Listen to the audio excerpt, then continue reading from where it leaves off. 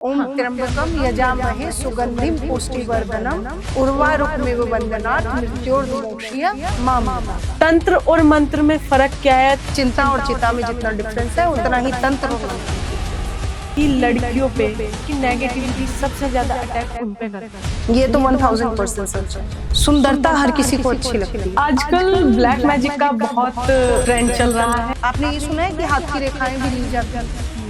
ली जाती हैं। लेकिन बोलते हैं कि ये रेखा तो ऊपर वाले ने दी। तो ऊपर वाला ही ने तरीका भी दिया है लेने। यही तो काला जादू है।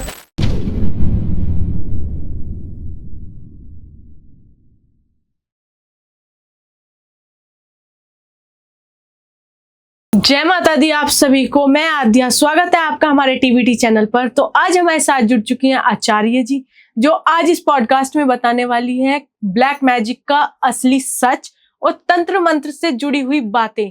तो आइए इन सब बातों का समाधान जानते हैं कि क्या सच है और क्या झूठ है। तो इनका स्वागत करते हैं। जय माता दी। जय माता दी। बहुत बहुत धन्यवाद कि आप हमारे प्लेटफॉर्म पे आए और बार बार आप हमारे प्लेटफॉर्म पे आती हैं, तो इसके लिए भी बहुत धन्यवाद। धन्यवाद जो आप लोग बुलाते हैं। और टीवीटी तो वैसे भी फेमस है अपनी सच्चाई को बाहर लाने के लिए। बिल्कुल। और आप लोग ऐसे ही काम करते रहिए। बाकी तो माता रानी का आशीर्वाद है। तो आचार्य जी, आजकल ब्लैक मैजिक का बहुत ट्रेंड चल रहा है। वैसे तो पहले से भी था, बट अब ज्यादा सुनने को मिल रहा है। चाहे रिश्तों में हो, चाहे किसी पे काला जादू कराना हो, चाहे किसी की नेगेटिविटी से बाहर निकालना हो। ये भी बोलते हैं कि बहुत ही इसके साइड इफेक्ट भी होते हैं और ये पावरफुल भी बहुत होता है। काला जादू एक ऐसा विषय है ना जो बहुत आसान लगता है सुनने में। कभी कुछ होता है तो सामने वाले को समझ आ जाता है कि काला जादू हुआ है। एक नजर दोष होता है जो बहुत इनिशियल स्टेज है, शुरुआती दौर। और एक होता है काला जादू जो आपको जीने नहीं देता चैन से, जो आपको दिखता नहीं है बट होता है। बिल्कुल। जो आपको परेशान करता है, आपको बेचैनी देता है। अब इसका मैं आपको केस बताती हूँ। बिल्कुल। शुरुआत में ही चलिए मैं आपको एक केस बताती हूँ। एक महिला थी, उनको बच्चा नहीं हो रहा था। अच्छा। और उनके हस्बैंड ने बहुत कोशिश की, बच्चा नहीं हो रहा था। उनके हस्बैंड की वो तीसरी वाइफ थी। अच्छा। पहली वाइफ हुई तो वो उस महिला के जो हस्बैंड हैं वो 2 भाई थे। यहाँ से कहानी समझते हैं। अब उनके जो भाई हैं, बड़े वाले भाई को बच्चा नहीं हो रहा था और छोटे वाले भाई को बीवी ने कंसीव कर लिया। अच्छा। वाइफ ने कंसीव कर लिया। अब उसने कब गर्भ धारण किया? करीब 10 साल बाद, बड़े वाले भाई की शादी के 10 साल बाद जी। अब उनकी बीवी ने जैसे ही गर्भ धारण किया तो उनकी पहली बीवी की मृत्यु हो गई। अच्छा। बच्चे के साथ। सबने कहा हो सकता है कोई दुर्घटना हो। उन्होंने दूसरी शादी की। दूसरी शादी में पत्नी गर्भवती हुई और 5 साल का गर्भ धारण के बाद अचानक से एक दिन उनको पीड़ा होती है और 5 महीने के गर्भ में सोचो, बिल्कुल, वो खत्म हो गई। अच्छा। बच्चे पहले खत्म हो गए। हाँ। और उसके 5-6 महीने के बाद वो खुद खत्म हो गई। अब इनकी तीसरी बीवी आई, छोटे वाले की। हाँ जी। बड़े वाले को बच्चा हो गया। जब दूसरी वाली की डेथ हुई, इनकी पहली बीवी की, दूसरी बीवी की जो डेथ हुई, तब बड़े वाले भाई को बच्चा हुआ जी। और उनको जुड़वा बच्चे हुए। तीसरी बीवी आई तो इनको पहले गर्भधारण नहीं हो रहा था, फिर इनको बच्चे हुए। अब हम चलते हैं बड़े भाई पर जी। अभी ये कहानी बहुत नॉर्मल लग रही है। हाँ। अब आते हैं कि कहानी के पीछे क्या है। आप काला जादू की बात कर रही थी तो मैं आपको बता रही हूँ जो केस मैंने खुद देखा आंखों से। बड़ी भाई की वाइफ ने क्या करवाया था, उनकी वाइफ का कोख ले लिया था। अच्छा। आपने ये सुना है कि हाथ की रेखाएं भी ली जाती हैं? नहीं, ली जाती। ये तो पहली बार ही सुना है। ली जाती है। अच्छा। आपके हाथ की रेखाएं हम अपने हाथ में भी कर सकते हैं। लेकिन बोलते हैं कि ये रेखा तो ऊपर वाले नहीं बनाई है। तो ऊपर वाला ही ने तरीका भी दिया है लेने का। अच्छा। तो यही तो काला जादू है। अच्छा, ये काला जादू है। क्यों नहीं? क्यों कहते हैं किसी भी ऐप पे आप हैंड मत रखो? कुछ तो लॉजिक होगा ना। बिल्कुल। करने वाले बहुत कुछ करते हैं। अब हम कहानी पर चलते हैं जो सच है। बिल्कुल। मैं नाम नहीं ले सकती। हाँ जी, बिल्कुल।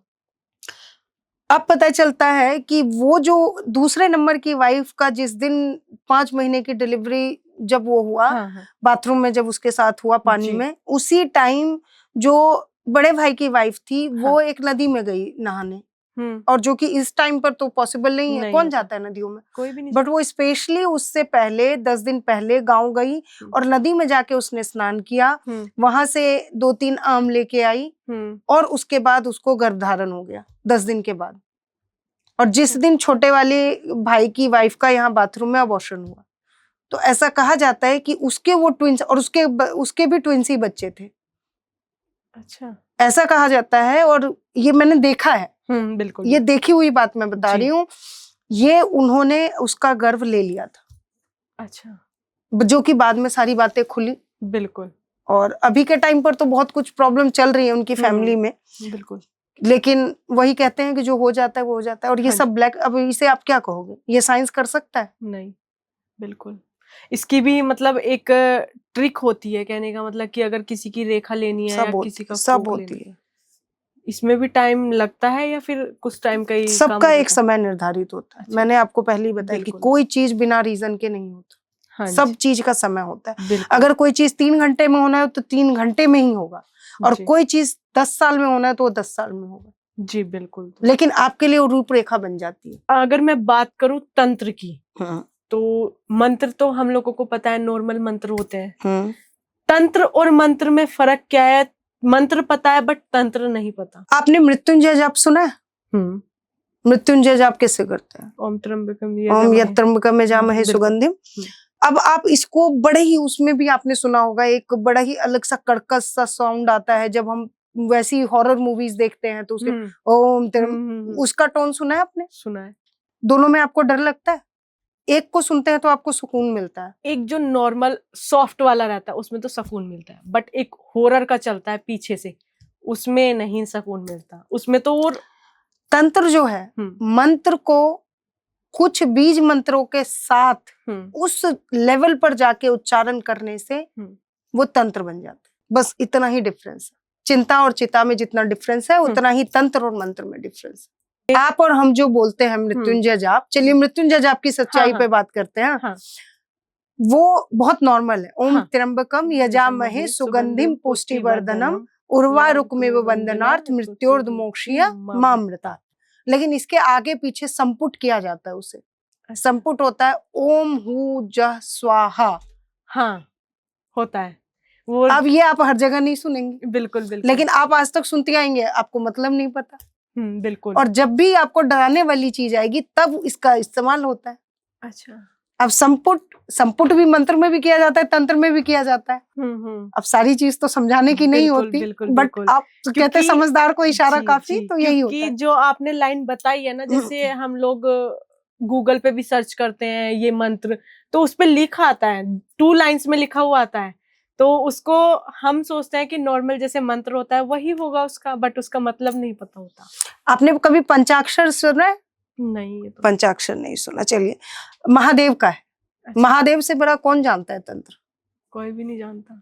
महादेव के मंत्र में आप हर जगह देखेंगी कुछ चीजें होती हैं। जैसे आपको अभी मैंने एक एग्जांपल दिया। अब मैं बात करूं तो हर किसी को संपुट किया जाता है। हर किसी, जैसे नागेंद्र हाराय त्रिलोचनाय भस्माग्रंगाय। अब इसके लास्ट में आप देखेंगे कि लास्ट की 2 लाइन एक श्लोक होती है जो आप और हम नहीं पढ़ते। पंचाक्षर मिदम पुण्यम या पठित। अब इसका क्या मतलब है? ये मंत्र है कि मैंने इस पंचाक्षर को पढ़ा और जो जो इसको पढ़ेगा उसको इसका ये फल मिलेगा। हाँ जी। अब तंत्र में भी यही कहा जाता है। बिल्कुल। अब उसका तरीका है, उसमें क्या जोड़ा जाता है, क्या घटाया जाता है। सवाल तो सारा जोड़ना और घटाना ही है ना। किस तरीके से तंत्र तो वही है, ऊपर है। बिल्कुल है ना। मंत्र और तंत्र सुनने में भी एक जैसे है। हाँ जी। तो है भाई, जैसे लक्ष्मी और कुलक्ष्मी की बात करें। चलिए मैं आपको यही बताती हूँ। आपने तंत्र से बहुत लोगों को लक्ष्मी प्राप्ति देखा होगा। हाँ। अब मैं एक मंत्र देती हूँ, वो रहता है हमेशा श्रीम मंत्र। अच्छा। श्रीम मंत्र मैंने भी किया है। ऐसा कहते हैं कि माता रानी का आशीर्वाद है, बहुत सारे क्लाइंट को दिया है और बहुत असर भी आया है। तो बता सकते हैं आप? हाँ, श्रीम का जाप करना है। चलिए, आप शुक्रवार को बैठिए और सुबह 108 आप करना शुरू कर दो। और आपको मैं कहती हूँ ज्यादा नहीं, 3 से 4 शुक्रवार में आपको रिजल्ट आना शुरू हो जाएगा। और अगर एक माला आप उसमें ले लें, माता रानी की माला होती है, अगर आप उसके साथ उस पर जप करते हैं तो आपको बहुत अच्छे रिजल्ट आते हैं जी। और ये तंत्र में भी श्रीम का यूज होता है और मंत्र में भी। बिल्कुल। अब इसको सिद्ध करने के लिए क्या किया होगा वो एक अलग सवाल होता है। तो श्रीम मंत्र का जाप लक्ष्मी के लिए भी किया जाता है और लक्ष्मी किसी से छीनने के लिए। तो श्रीम मंत्र कहाँ मिलेगा फिर? आपके पास ही मिलेगा या फिर कहीं भी सोशल मीडिया पर? आप सोशल मीडिया पर सबसे सुनते होंगे, लेकिन जैसे मैंने सिद्ध किया है, इस मंत्र को सिद्ध किया है। और अगर आप इस मंत्र की बात करें तो अगर मैंने बोला है आप उसको सुनने के बाद करते हैं तो आपको रिजल्ट आएगा। बाकी इसका तरीका क्या है वो एक बार जरूर समझ लें, क्योंकि आपके कुंडली में मान लीजिए कि आपकी कुंडली में सप्तम भाव में जाके बैठा हुआ है, केतु बैठा हुआ है और वो लक्ष्मी को देख रहा है, तो ऑफ कोर्स आपको लक्ष्मी के लिए चाह होगी, लेकिन लक्ष्मी जी आपको मिलेंगी नहीं। सही बात है। तो पहले तो आपको वो भी दिखवाना होगा। बिल्कुल। अब आप कहेंगे कि जैसे पीपल का कई उपाय करते हैं लोग, पीपल के उस पर जाते हैं, तो उनको शनि का कौन से घर में शनि बैठा हुआ है वो देखने की जरूरत है। बिल्कुल। कई लोगों पर तंत्र काम नहीं करता, हाँ, लेकिन कई लोगों पर करता है जी, क्योंकि जिसका राहु जितना प्रबल उस पर उतना इस्तेमाल। हाँ, अगर आपके ग्रह, मैं कहती हूँ आपका चंद्रमा जो है वो आपको बुरे फल दे रहा है तो आपको इमोशनली डिप्रेस कर देगा, और जहां आप डरोगे वहीं आप पे तंत्र हो जाएगा। डराया किसे जाता है? जो डरता है। ऑरा कम होता है। जो डरेगा उसी को डराया जाएगा ना, और डरेगा कौन? जिसका ऑरा कमजोर है जी। तो जब डरोगे आप तो मंत्र और तंत्र तो होगा ही ना। बिल्कुल सही बात है। तो आप उसको प्रिवेंट करो ना। बात तो सिर्फ इतनी सी है। हाँ। तंत्र के बहुत सारे एग्जाम्पल है, बहुत है। आप चलते फिरते आप चलोगे आपको हो जाएगा। बिल्कुल। कुछ समय में कहा जाता है कुछ कलर पहन के नहीं निकलना चाहिए, निषेध है, लेकिन हम लोग पहन के निकलते हैं। कई महिलाओं को कहा जाता है आप सिंदूर लगाइए, वो लगाइए, वो नहीं लगाती, उनको होता है। बिल्कुल। कमाल की बात है। आजकल आप देखोगे मंगलसूत्र दे देते हैं। हाँ। अपनी बहन है चल तू पहन ले, कोई बात नहीं, क्योंकि महंगे महंगे मंगलसूत्र है। अब आप लाखों लगा रहे हैं, चलो ठीक है, उसने भी शो ऑफ कर लिया क्योंकि आपको डीपी लगानी है। बिल्कुल, बट देना नहीं चाहिए। क्यों दिया आपने? मेरा सवाल है कि आप अपना हस्बैंड किसी को देना चाहते हैं? बिल्कुल भी नहीं देगा। तो आप मंगलसूत्र क्यों दे रहे हैं? गलत बात है। आप और चीजें दे रहे हैं, ठीक है, लेकिन आप मंगलसूत्र क्यों दे रहे हैं? जी। आपने देखा होगा कि वेडिंग लहंगा जो है वो दे दिए जाते हैं कि आप पहनो। हाँ। क्या उस पर नहीं होती तंत्रिक क्रिया? होती होंगी। आपको पहले से ही हम बड़े बुजुर्गों से सुनते हुए आ रहे हैं कि अपना पहना हुआ शुभ का सामान नहीं देना। बिल्कुल नहीं। फिर भी आप दे रहे हैं, गलत बात है। होगा ना? बिल्कुल जी। आचार्य जी बोलते हैं कि लड़कियों पे बाल खुले करके जा रही है, या फिर परफ्यूम लगा के जा रही है, या फिर मतलब मासिक धर्म में है, तो बोलते हैं कि नेगेटिविटी सबसे ज्यादा अटैक उन पे करती है। ये तो सच है। बिल्कुल, ये तो 1000% सच है। सुंदरता हर किसी को अच्छी लगती है। बिल्कुल लगती है, और जो खुद बुरा है उसको अच्छी चीजें और अट्रैक्ट करती है। आप बाल खोल के, आप अभी ऐसे बैठे हो, आप अपने बाल खोल के देखो, आपकी पर्सनैलिटी चेंज हो जाएगी। बिल्कुल हो जाएगी। तो अभी आपने अपने लिए मान लिया, और वो चीजें तो अट्रैक्ट करती है ना। बिल्कुल करती है। सुगंध, तेज सुगंधित चीजें कुछ समय होता है। हाँ। हमेशा का नहीं होता, हर चलते फिरते नहीं होता। बिल्कुल। लेकिन कुछ समय ऐसा होता है जब ये चीजें बहुत ज्यादा प्रभावी होती है, और हमें थोड़ा सा इस समय पर ध्यान रखना चाहिए। बिल्कुल, कि आप इन चीजों को थोड़ा सा अवॉइड करें जी, क्योंकि जब आप अवॉइड करोगे तो चीजें बेटर होनी शुरू हो जाएंगी। बिल्कुल जी। बिल्कुल। तो नेगेटिविटी का भी जैसे कहते हैं कि दोपहर में नहीं जाना चाहिए, कुछ खा के या मतलब पी के, कुछ जैसे सफेद दूध हो गया, सफेद मिठाई होगी, खा के बाहर नहीं जाना चाहिए, और रात के टाइम पीपल के नीचे नहीं जाना चाहिए। तो एक नेगेटिविटी का भी टाइम होता है। हाँ, नेगेटिविटी हमेशा तीसरे प्रहर में हमेशा बहुत ज्यादा एक्टिव होती है। तीसरा पहर कोई भी, जैसे शाम हुआ, रात्रि हुई, रात्रि का तीसरा पहर, और चौथे पहर में सुबह होता है। रात्रि का तीसरे प्रहर में आप देखोगे आपको बुरे बुरे सपने आएंगे, आपको कई बार फील होता है कि मैंने कुछ देखा, कुछ हैवी हुआ। ये नॉर्मल भी आपको होगा, हर किसी की लाइफ में होता है। कोई कहेगा नहीं हुआ तो ये मैं मान नहीं सकती। आपको बुरे सपने ही आ जाए तो ये कभी ना कभी आपकी जिंदगी में होता है और तीसरे पहर में ही होता है। बिल्कुल, एक बहम सा लगता है। हाँ, आप यही दिन के भी 4 पार्ट डिवाइड हाँ। कर लो, तीसरे पहर में होता है, तो तीसरे पहर में थोड़ा अवॉइड करो चीजों को। हर चीज का एक समाधान है। हाँ, समाधान है, हर समस्या का समाधान है, बिना समाधान के तो कुछ नहीं है। बस वही है कि हर किसी को करना नहीं आता है, करना आना चाहिए। बिल्कुल।